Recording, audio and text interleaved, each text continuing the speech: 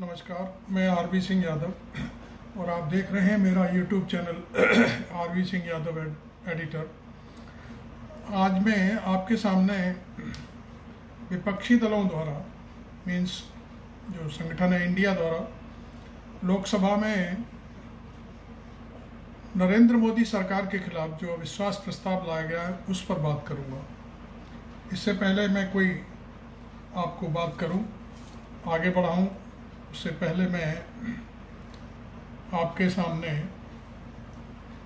Congress party की जो press conference है उसके बारे में थोड़ा सा बताना चाहूँगा। सदन में उसके ऊपर ये प्रेस कॉन्फ्रेंस हो रही है, देखिए। सबकी अनुमति से आरंभ किया जाए।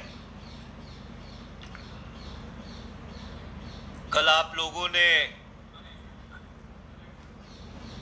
ये कांग्रेस पार्टी की प्रेस कॉन्फ्रेंस है अविश्वास प्रस्ताव को लेकर के, आप सुनिए।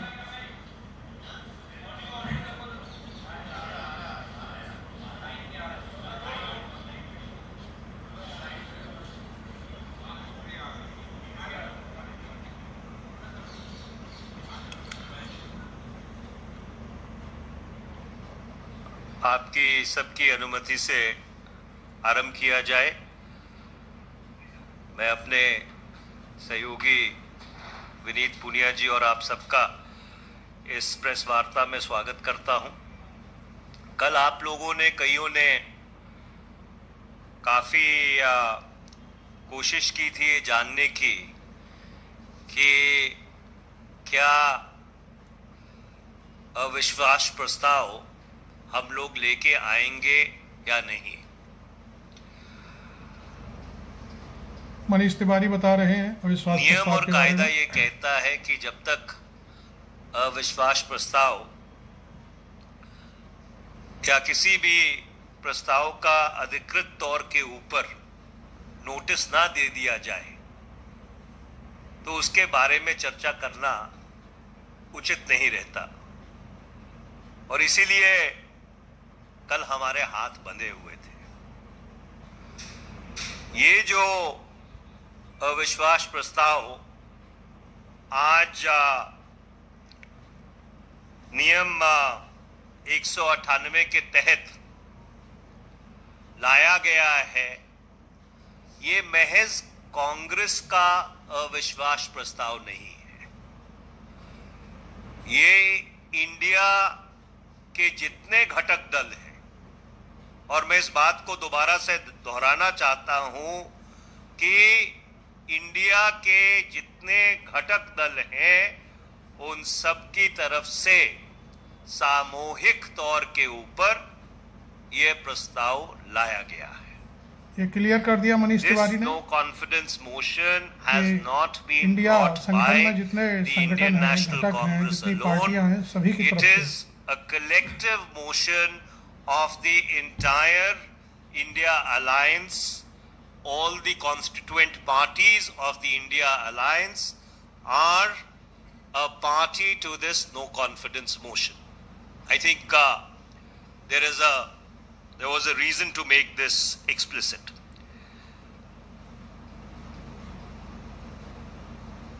इस अविश्वास प्रस्ताव को लाने के पीछे हमारी मंशा क्या थी, या ऐसी जरूरत क्यों आन पड़ी कि सामूहिक विपक्ष को यह अविश्वास प्रस्ताव लाना पड़ा। और उसका कारण बड़ा साफ है।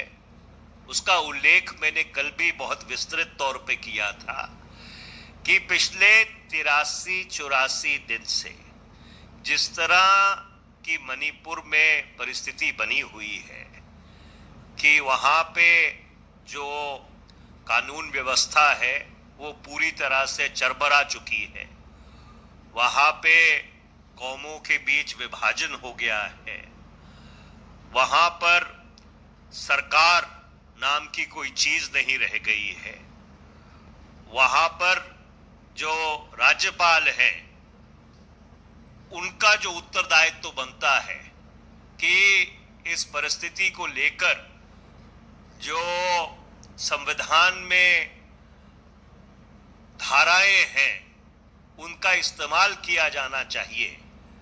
ये जो सारे तथ्य हैं, इन तथ्यों ने हमको मजबूर किया कि हम केंद्र सरकार के खिलाफ अविश्वास प्रस्ताव लेके आए। हम ये क्यों मांग कर रहे थे, निरंतर और लगातार हम ये क्यों मांग कर रहे थे कि प्रधानमंत्री जी को दोनों सदनों के समक्ष आकर एक विस्तृत ब्यौरा देना चाहिए कि मणिपुर में जो परिस्थिति है वो इस मकाम पर क्यों पहुंची। और उसका सीधा सीधा कारण ये है कि ऐसे बहुत सारे सवाल हैं जिन सवालों का जवाब सिर्फ सरकार का शीर्ष नेतृत्व दे सकता है। गृह मंत्री ने जो सदन में, राज्यसभा में नेता प्रतिपक्ष हैं और माननीय कांग्रेस पार्टी के अध्यक्ष श्री मल्लिकार्जुन खड़गे जी हैं, उनको खत लिखा जो सार्वजनिक हुआ। लोकसभा में जो विपक्ष के नेता हैं श्री अधीर रंजन चौधरी, उनको खत लिखा जो भी सार्वजनिक किया गया। और सरकार ने ये कहा कि हम चर्चा करने के लिए तैयार हैं। तो हम सरकार से निरंतर और लगातार ये पूछते रहे कि अगर आप चर्चा के लिए तैयार हैं और प्रधानमंत्री इस बात को सदन के बाहर कह चुके हैं कि मणिपुर की जो घटनाएं हैं वो शर्मनाक हैं, उससे सभी 140 करोड़ देशवासियों का जो सर है वो शर्म से झुकता है, तो उनको सदन में आके बयान देने में क्या हिचकिचाहट है, क्या संकोच है। और यही कारण है कि भारत के उत्तर पूर्व की जो बहुत ही संवेदनशील परिस्थिति है, सरहद के राज्य हैं, पड़ोसी देश लगते हैं उन राज्यों के साथ, वहां पे अस्थिरता अगर फैलती है तो उसके दूरगामी राष्ट्रीय सुरक्षा के ऊपर नकारात्मक प्रभाव पड़ते हैं। और ये कारण है कि हम लोग चाहते थे और अभी भी चाहते हैं कि प्रधानमंत्री को इस अविश्वास प्रस्ताव का विस्तृत जवाब देना चाहिए। आज हमारी आपके माध्यम से मांग क्या है? आपके माध्यम से हमारी ये मांग है कि नियमावली के अनुसार लोकसभा अध्यक्ष के अधिकार क्षेत्र में ये बात है कि जब अविश्वास प्रस्ताव को मंजूर कर लिया जाता है उसके 10 दिन में सदन में उसके ऊपर चर्चा हो सकती है। पर मर्यादा और परंपरा ये रही है, लोकसभा की मर्यादा और परंपरा ये रही है कि जब भी ऐसा अविश्वास प्रस्ताव आता है और विपक्ष की तरफ से ये कहा जाता है कि सरकार में या ये सरकार इस सदन का विश्वास खो बैठी है, तो बाकी सारे कामों को शिथिल करते हुए, बाकी सारे कामकाज को शिथिल करते हुए लोकसभा अध्यक्ष को प्राथमिकता के ऊपर कल ही इस अविश्वास प्रस्ताव के ऊपर चर्चा आरंभ करनी चाहिए। विपक्ष चाहता है कल ही इस पर चर्चा हो, क्योंकि जब सदन के समक्ष ये बात रखी जाती है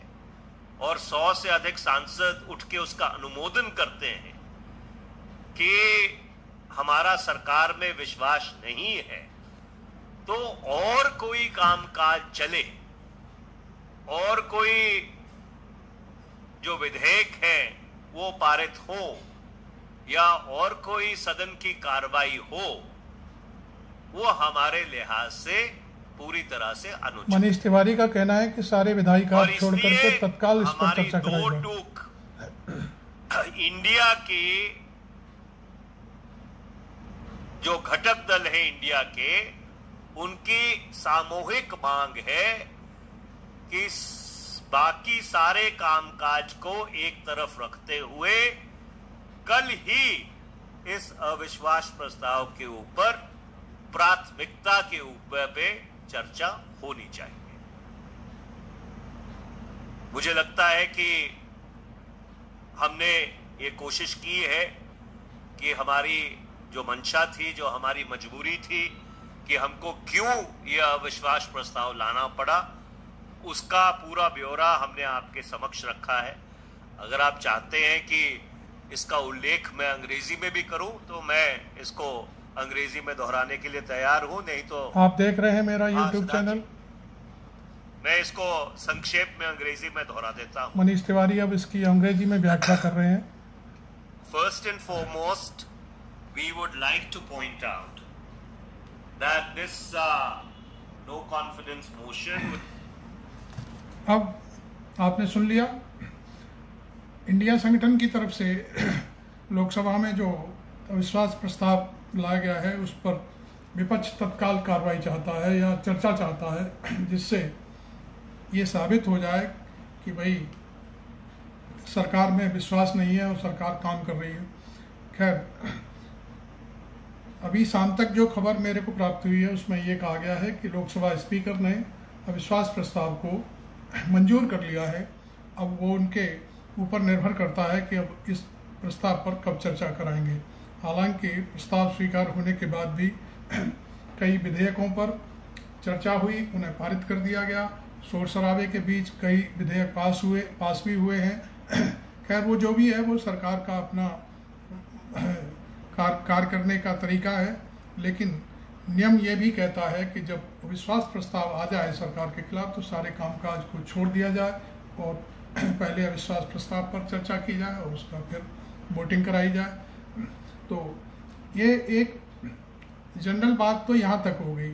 अब मैं आपको इसकी एक एनालिसिस के रूप में एक व्याख्या करता हूँ कि यदि अविश्वास प्रस्ताव में सरकार जीत भी गई तो भी विपक्ष का कुछ नहीं बिगड़ने वाला।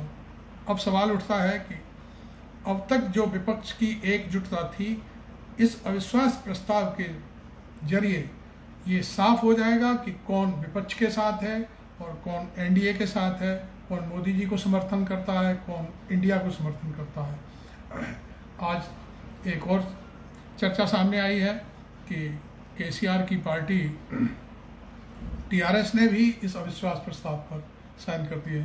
इसके मानी ये है कि अभी तक जो 26 दलों का गठजोड़ था इंडिया, उसमें टीआरएस भी शामिल हो गई है।